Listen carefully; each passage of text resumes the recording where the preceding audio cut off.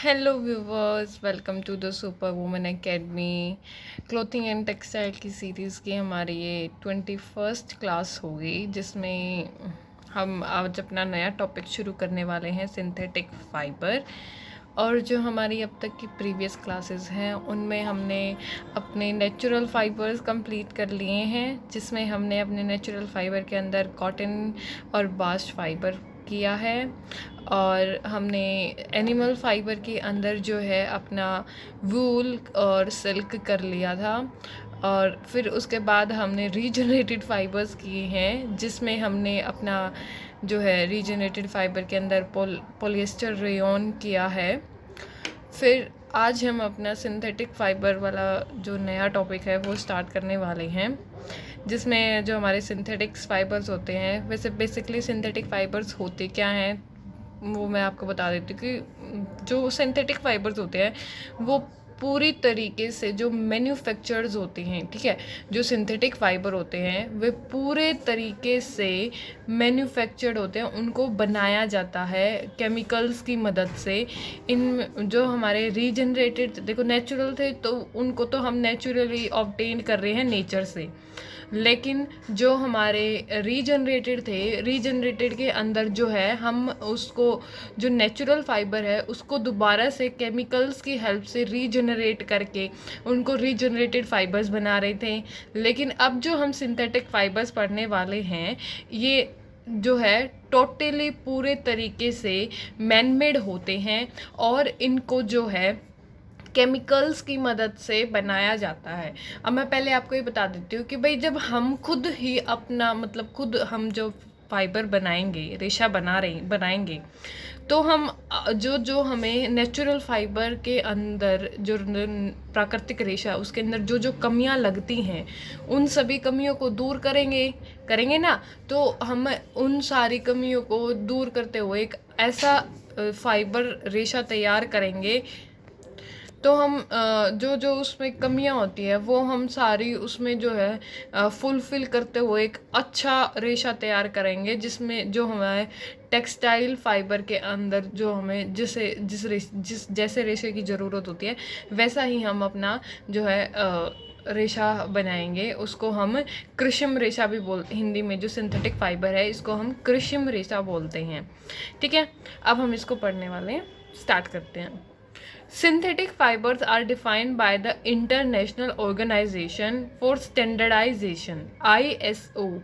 इसको जो डिफाइन किया था सिंथेटिक कृत्रिम रेशे को, वो ISO ने किया था, अंतरराष्ट्रीय संगठन इसका स्टैंडर्डाइजेशन, क्या है, ऑर्गेनाइजेशन ऑफ स्टैंडर्डाइजेशन, ठीक है, इंटरनेशनल ऑर्गेनाइजेशन फॉर स्टैंडर्डाइजेशन। देखो मुझे इसकी हिंदी नहीं पता है, मैं हिंदी करके आपको बता दूंगी, ठीक है, नेक्स्ट क्लास में। एज फाइबर मैन्युफैक्चर्ड, जो ये इसने जो है डिफाइन किया कि जो फाइबर जो रेशा हम मैन्युफैक्चर करते हैं from polymers build up from chemical elements और compound, in contrast to fibre made to naturally occurring fibre forming polymers, ठीक है। क्या वही सेम जो मैंने अभी तक आपको बताया कि भाई केमिकल्स की मदद से जो है इसको तैयार किया जाता है, और मेनली कौन सा रेशा होता है हमारा, सिंथेटिक पॉलीमर्स होते हैं।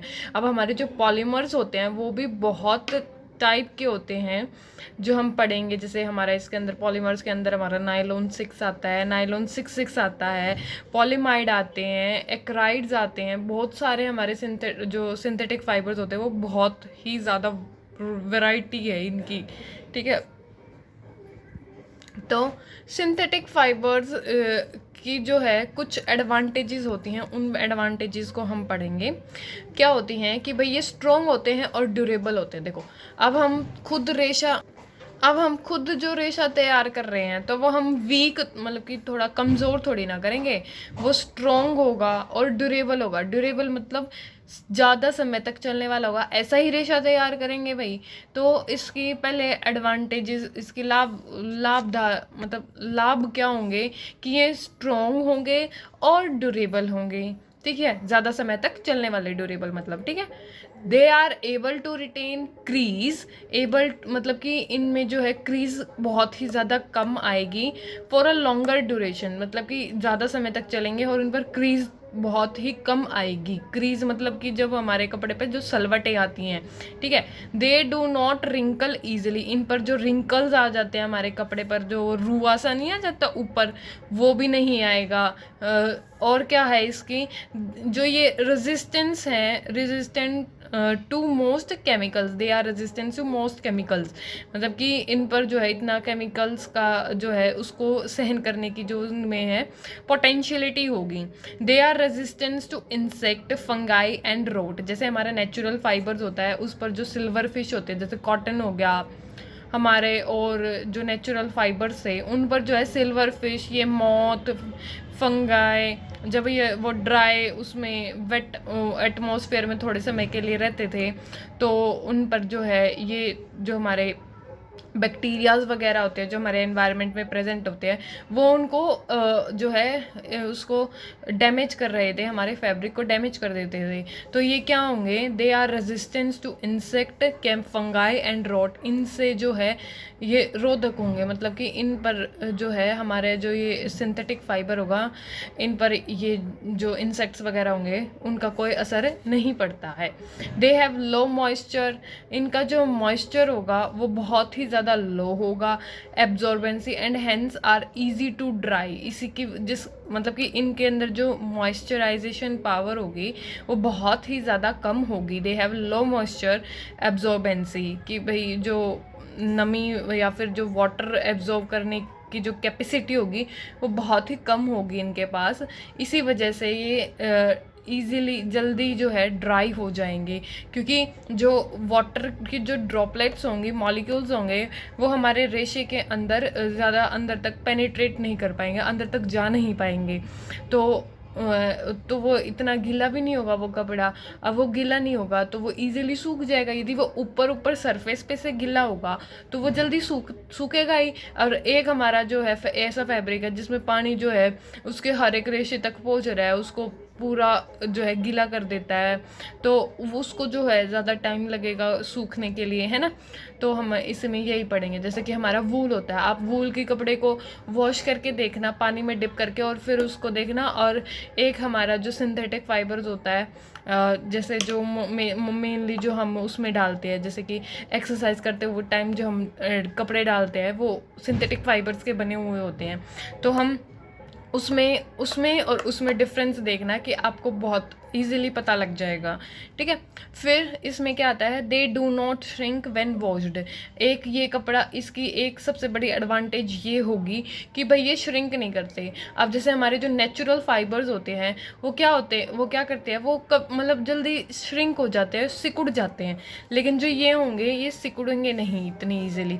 ये हमने इनकी जो है अपने जो सिंथेटिक फाइबर्स होती हैं उनकी एडवांटेजेस पढ़ी हैं। अब पॉलीमर देखते हैं, ठीक है। पहले मेनली जो सिंथेटिक फाइबर होता है उसमें हमारा पॉलीमर आता है, ठीक है। और पॉलीमर के बाद मतलब कि पॉलीमर की जो सब ब्रांचेस बोल सकते हो या और अदर रेशे जो बनाए गए हैं, जैसे कि हमारा नाइलॉन है, नाइलॉन 6 है, नाइलॉन 6 है, एक्राइड्स है, पॉलीमाइड है, ये सारे हमारे इसके जो है अंडर में आएंगे, जो हम पढ़ेंगे भी जनरली।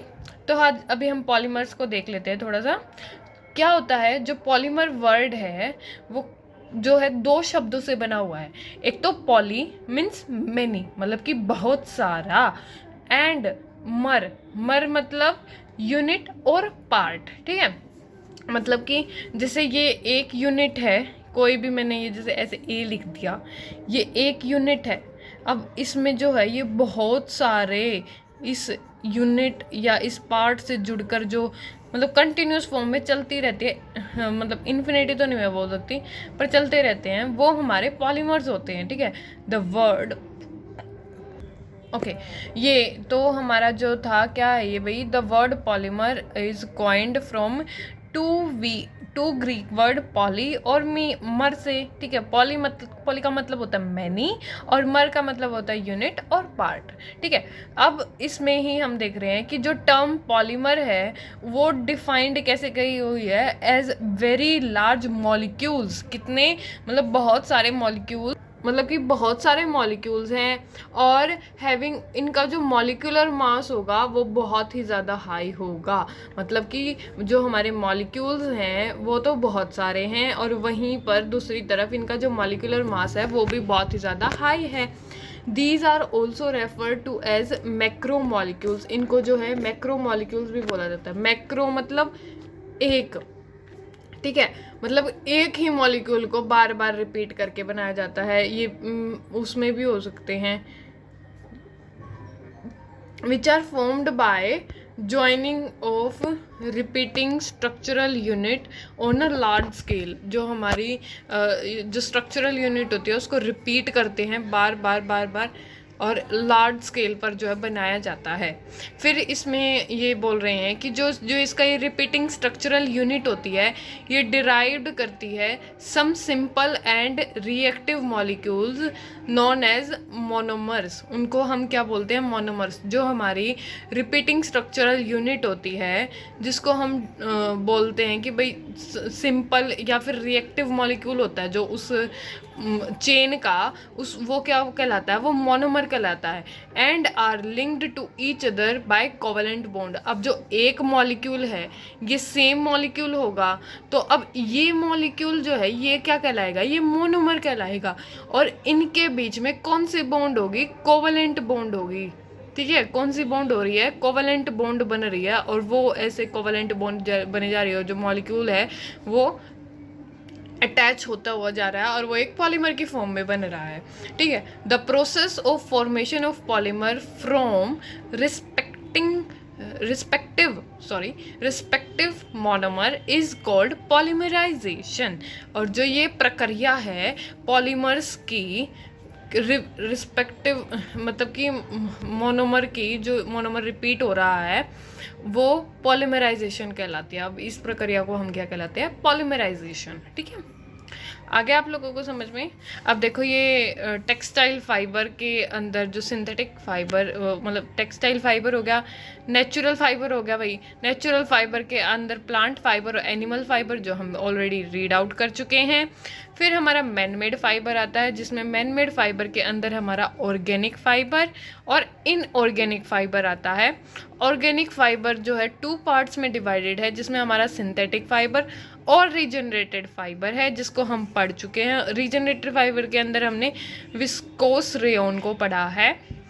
सिंथेटिक फाइबर में हमारे देखो पॉलिएस्टर, पॉलीमाइड, पॉलीएक्राइलो, पॉलीफिन्स और हमारा poly urethane and other fibres आते हैं, ठीक है। तो पॉलिएस्टर जो है, पॉलिएस्टर के अंदर हमारा पॉलीथीन,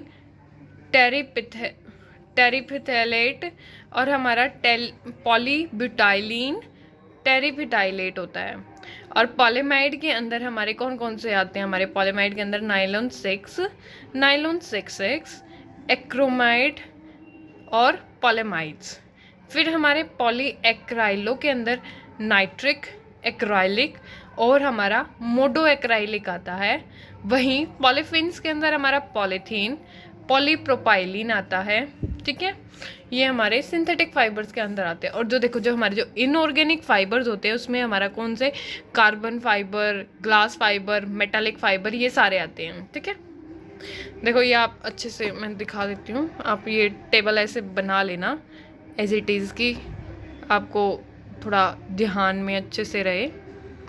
तो फ्रेंड्स आज हम अपनी क्लास यहाँ तक ही रखेंगे। कल हम फिर पॉलिएस्टर शुरू कर देंगे, नया टॉपिक जिसमें हम अच्छे से पढ़ेंगे फिर, ठीक है। तो यदि आपको वीडियोस अच्छी लग रही हैं तो प्लीज़ लाइक एंड सब्सक्राइब करें, और जो नीडेड पर्सन है उस तक मेरी वीडियोस पहुंचाएं ताकि वो भी देख सकें। कोर्स बहुत एक्सपेंसिव हैं, आपको फ्री मिल रहे हैं, तो प्लीज़ इनकी रिस्पेक्ट करें और मुझे सपोर्ट करें। यदि आप मुझे सपोर्ट करोगे तो मैं और सब्जेक्ट की भी आपके लिए वीडियोस बनाऊंगी। ठीक है। और थैंक्स फॉर वॉचिंग।